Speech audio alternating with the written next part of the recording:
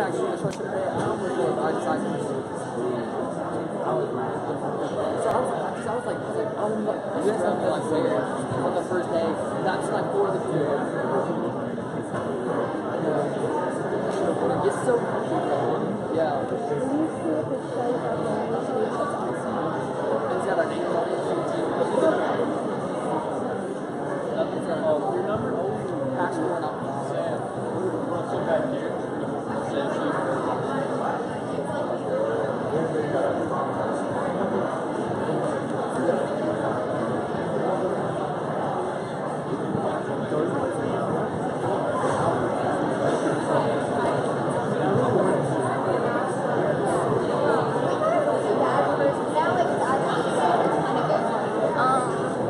Where are we going?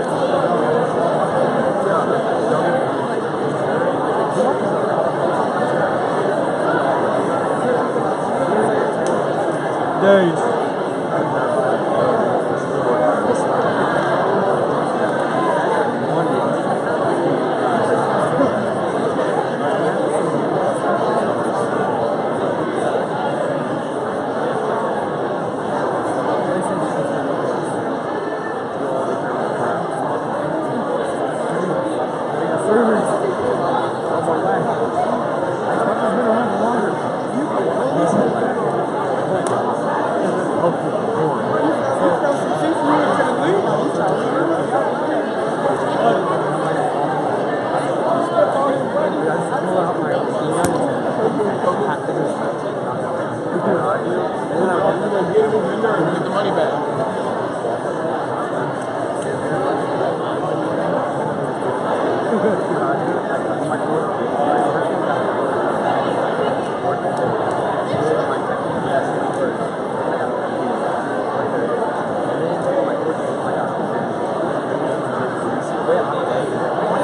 Nick, I don't think we're supposed to sit there. Luke's saving 6 for his friends. Down there? Yeah.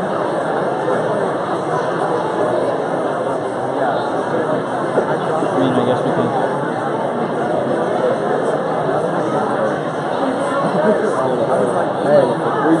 I'm fine. Are you gonna sit with me?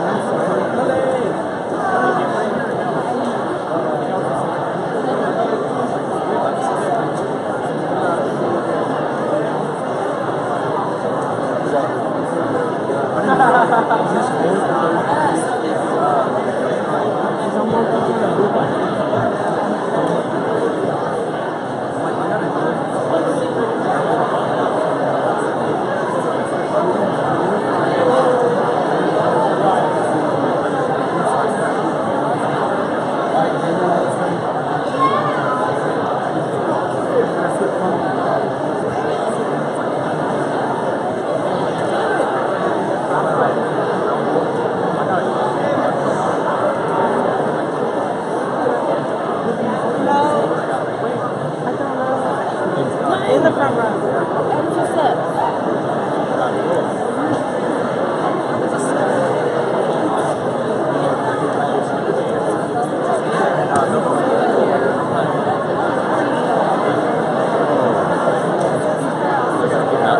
Lane. I'm not sure why you walk through that.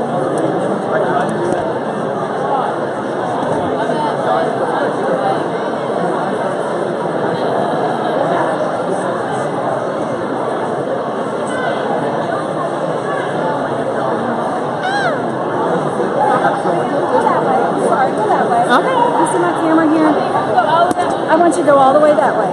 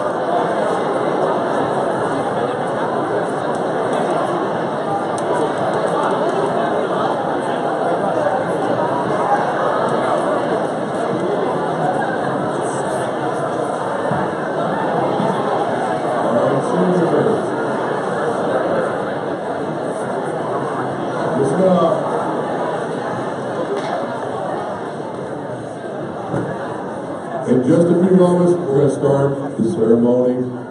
Senior class, this is a time to be very respectful.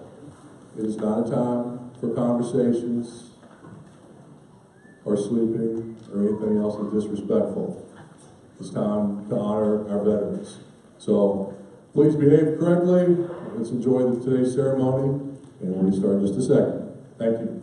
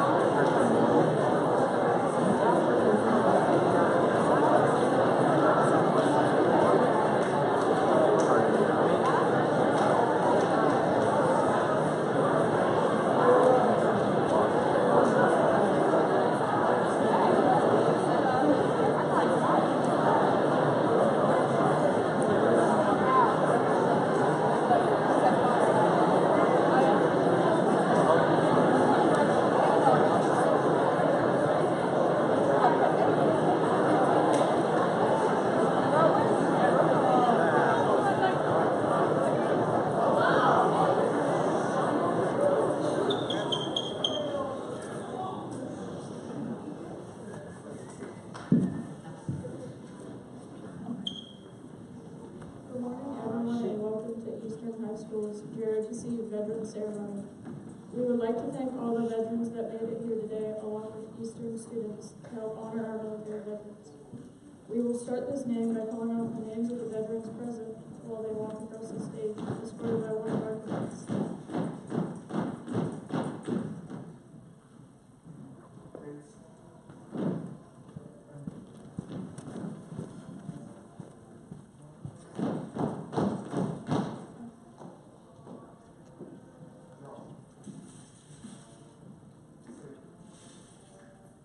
Veteran James McArthur served in the Army. Veteran Thomas Alden served in the Army.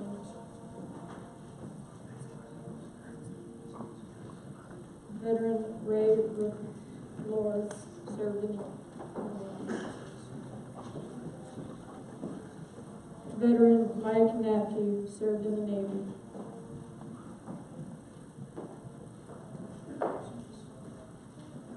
Veteran Edward Leonard served in the Army. Veteran William Paget served in the Army.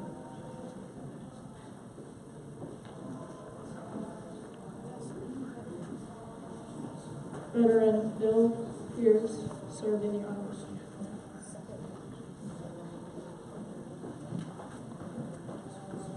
Veteran Michael Egg served in the Air Force.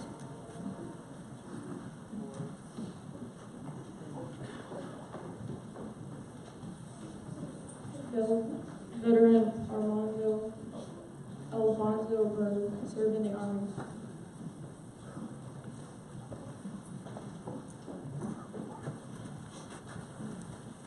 Veteran John Wells served in the Marine Corps.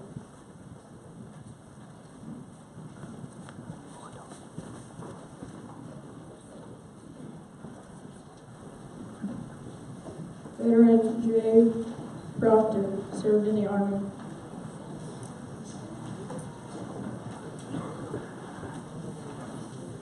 Veteran Billy Feaster served in the Army and in Vietnam.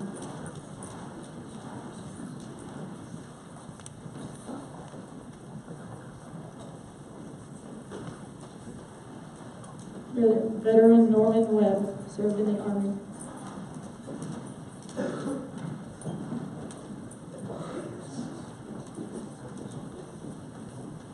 Veteran Kevin Jaronkowski served in the Army.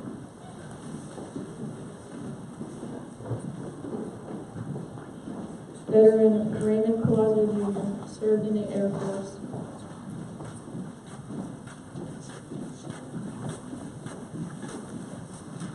Veteran Kenneth Petty served in the Marines. Veteran Ronald Adams served in the Marines.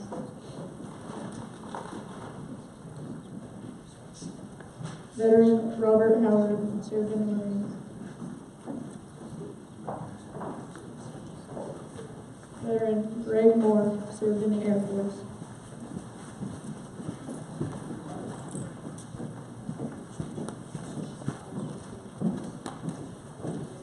Veteran Stephen Carnes served in the Navy.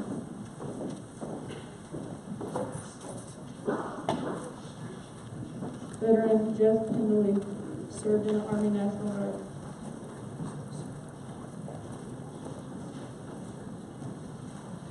Veteran Eddie Burek served in the Army.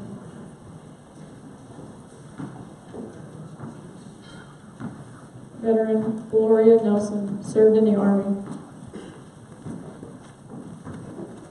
Veteran Kyle Taylor served in the Marines.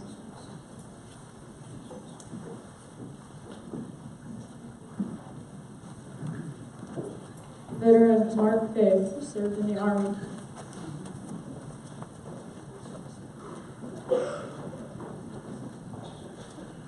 Veteran Erica Sanderfoot served in the Army.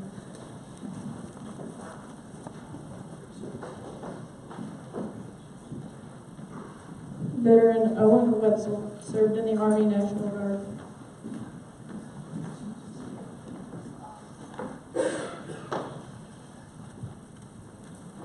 Veteran Jason Brown served in the U.S. Army.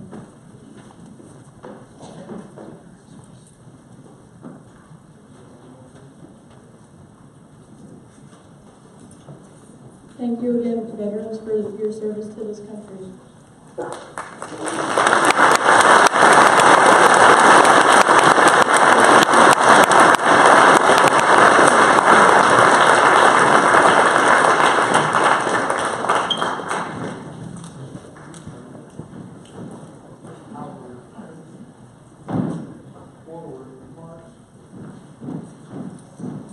Now, please rise for the presentation of our colors, presented by Vet Scott Baker, Nick Taylor, Lee Carpenter, and Karen Santiago, while I read the call.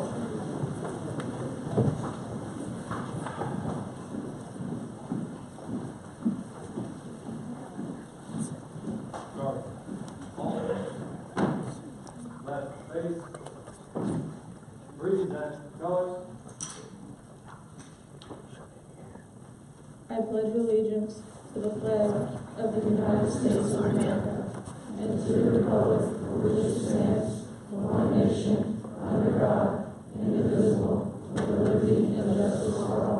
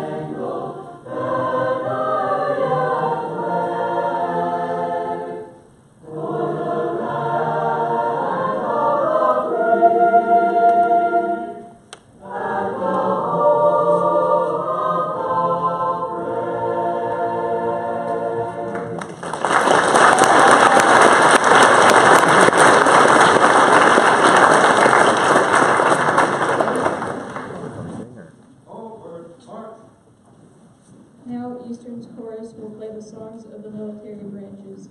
If you will, veterans, please rise when you hear your branches song.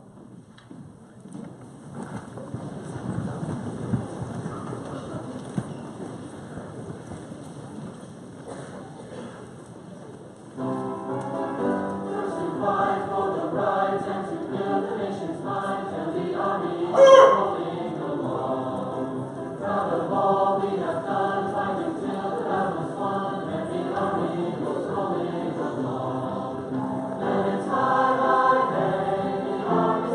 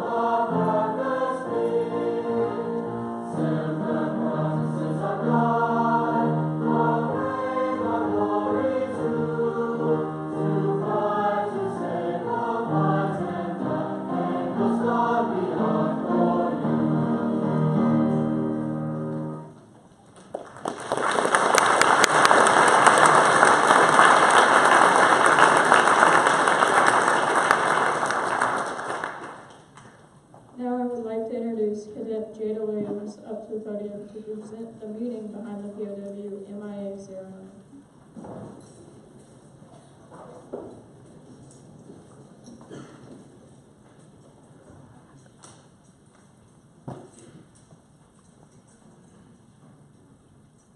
Ladies and gentlemen, honored guests, the Eastern High School Junior Reserve Officer Training Course Honor Guard, under the command of Cadet Captain Andrew Barnesfather, will now present our memorial ceremony. The members of the Honor Guard are Cadet Major Justin Brown, Cadet Private Rios Cruz, Cadet Corporal Keanu Santiago, Cadet First Class Nick Taylor. I've been given the honor and privilege of introducing and acknowledging this table representing and paying tribute to those members of our armed forces who are also citizens of our Commonwealth of Kentucky, who have given the last full measure of sacrifice and service to their country during the past 12-month period. Many of you have looked at this table and wondered. Let me explain. This table, set for 5, represents the 5 branches of service: Army, Navy, Marine Corps, Coast Guard, and Air Force. Remember, the tablecloth is white, symbolizing the purity of their answer to the country's call to arms. Remember, the red ribbon tied to the candle symbolic of the blood of patriots shed in the cause of freedom. Remember, the single candle displayed in the center of the table is symbolic of each one of our viewers as it serves to focus our attention on each one of them as we names are read. Remember, the women on the bread plate reminds us of their bitter fate. Remember, there's salt on the bread plate, symbolic of the tears of their families. Remember, the glasses are inverted, they cannot toast with us to stand. Remember, the chairs are empty, they are not here. Remember, all of you who have known them, served with them, and called them brothers and sisters, who depended upon their might and aid and relied upon them. Remember them, and make it your duty to always remember.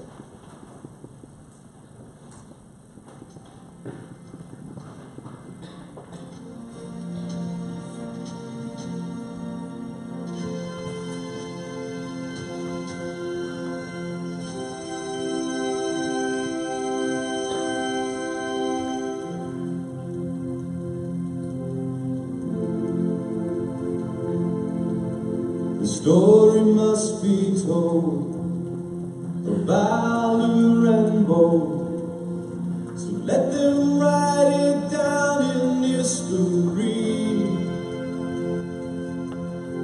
A young soldier cries for his comrades who died, fighting for a cause that they believed.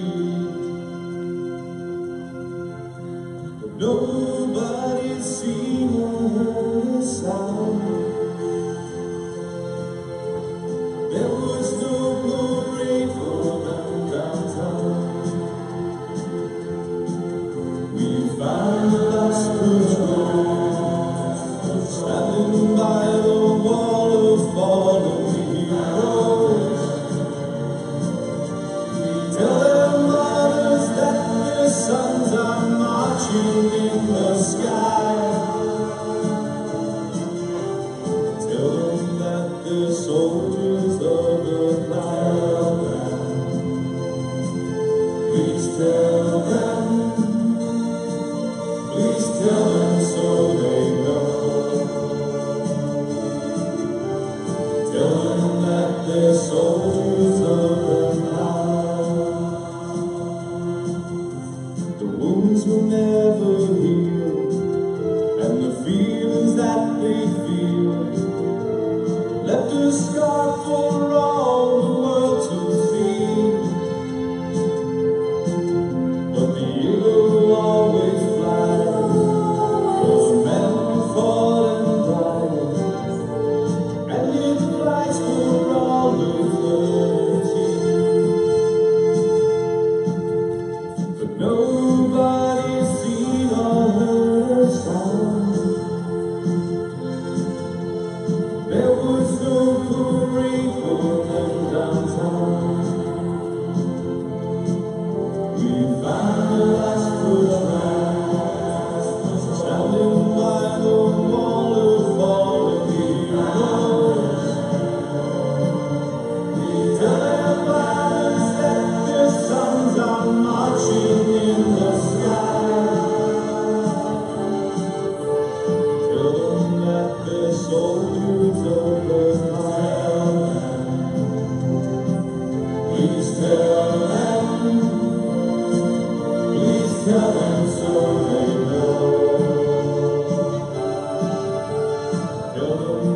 they're soldiers of the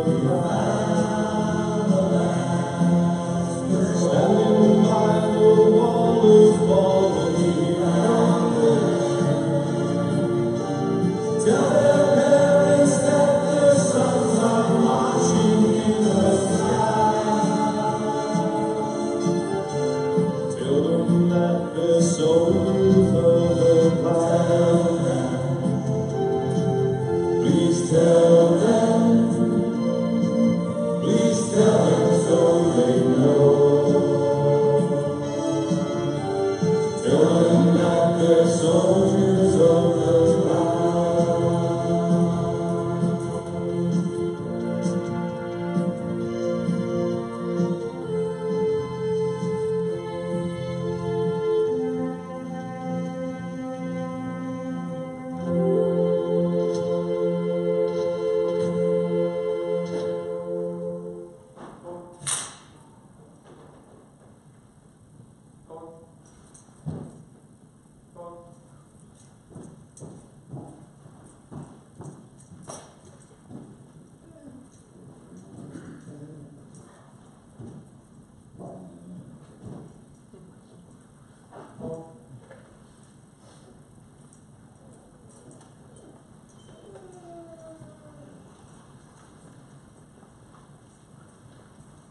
Please rise for the playing of task by our Eastern Band.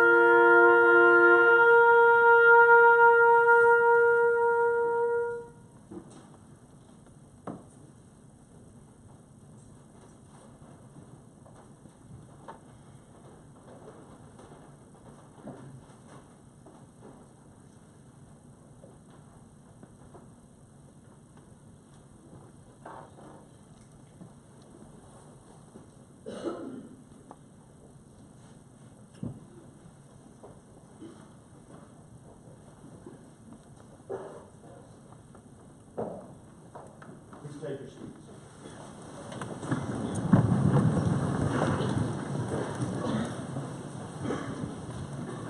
What in the world was I thinking, saying I would talk after that?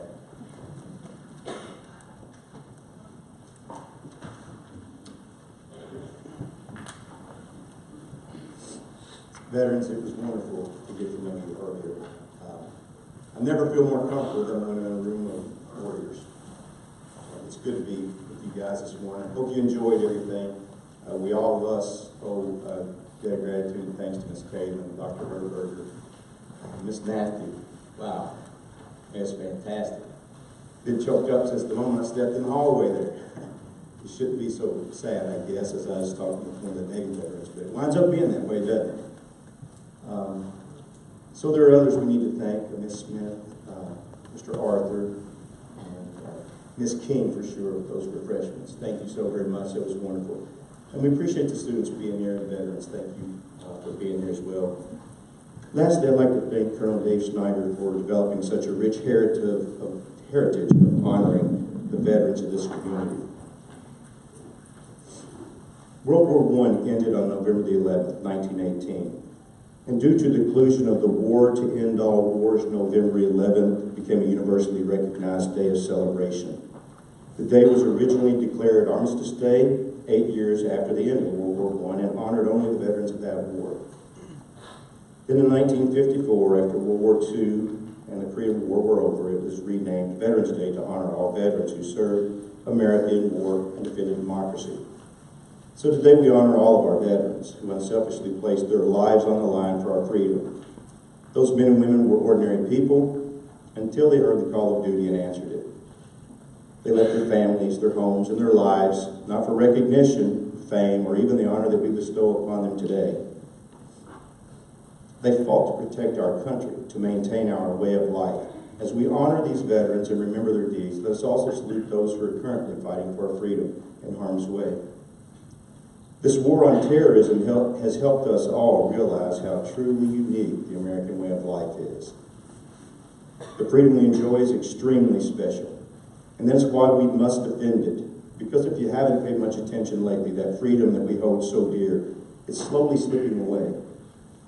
So now is the time to not only honor those who have fought or are fighting for our freedom, it's also the time for each of us to take part in protecting it.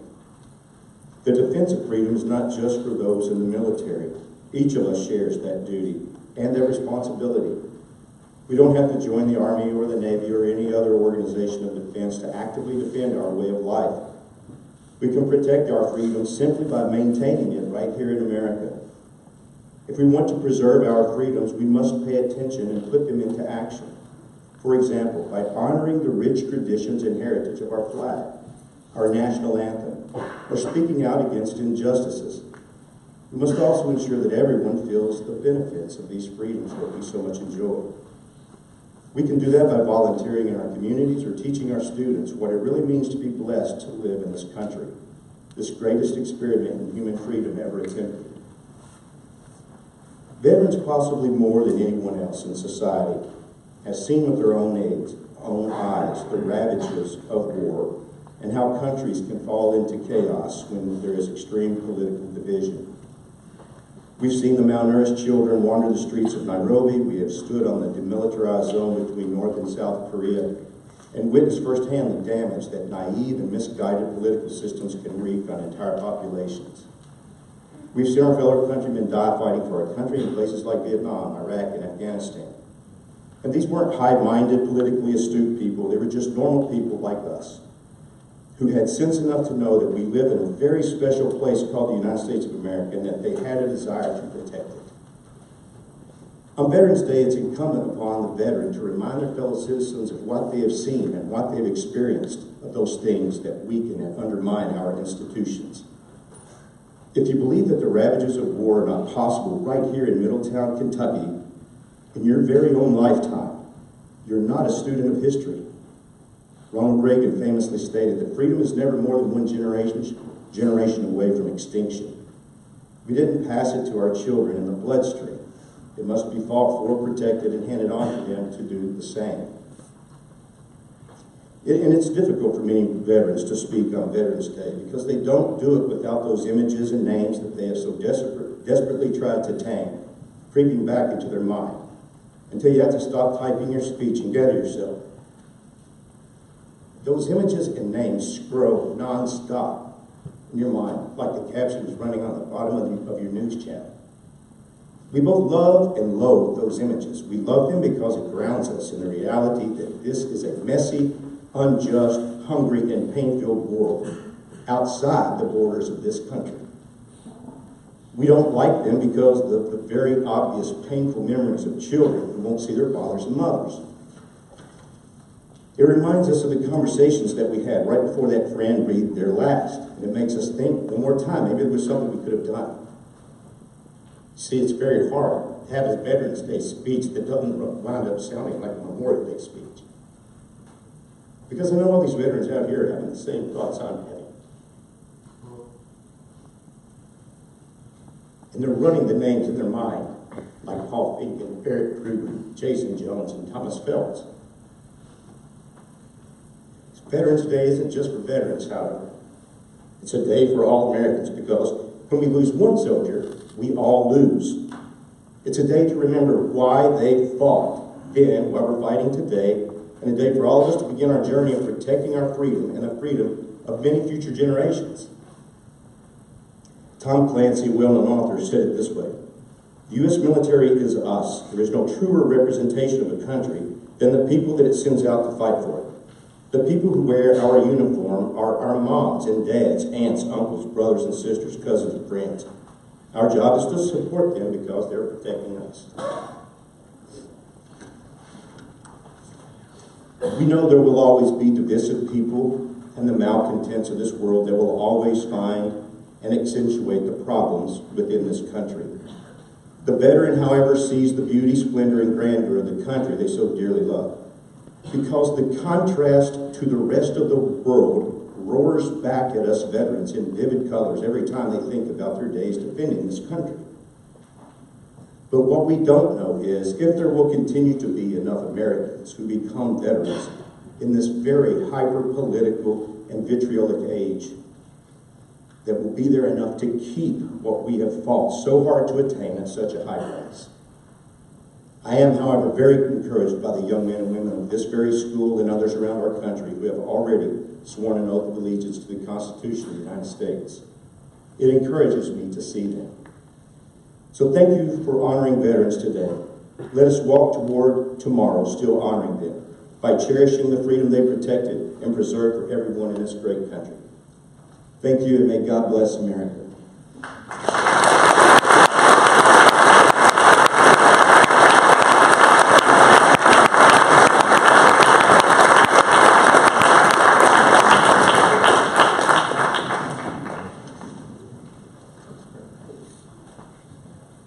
Thank you, everyone, for coming to our ceremony today. I would like to thank Ms. Kalin, Mr. Herberger, every member of our community. Most of all, I would like to thank the veterans. Without you, none of this would be possible. It is thanks to you that we live in this great nation, and it is thanks to you that we were able to do what we just did. Seniors, I would like to remind you that these men and women are the reason we have the freedoms we do now. It is the soldier, not the press, that has given us the freedom of speech. It is the soldier, not the politician, who has given us freedom to protest. We will never forget you, and we will never forget the sacrifice you made for this great nation. Thank you for coming.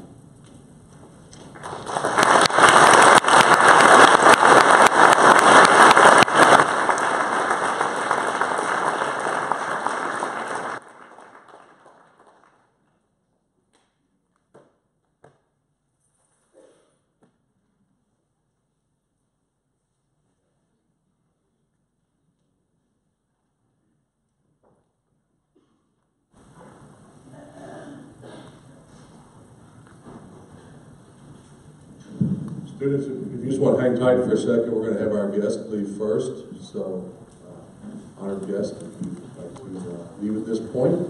We appreciate you all being here today. Thank you very much.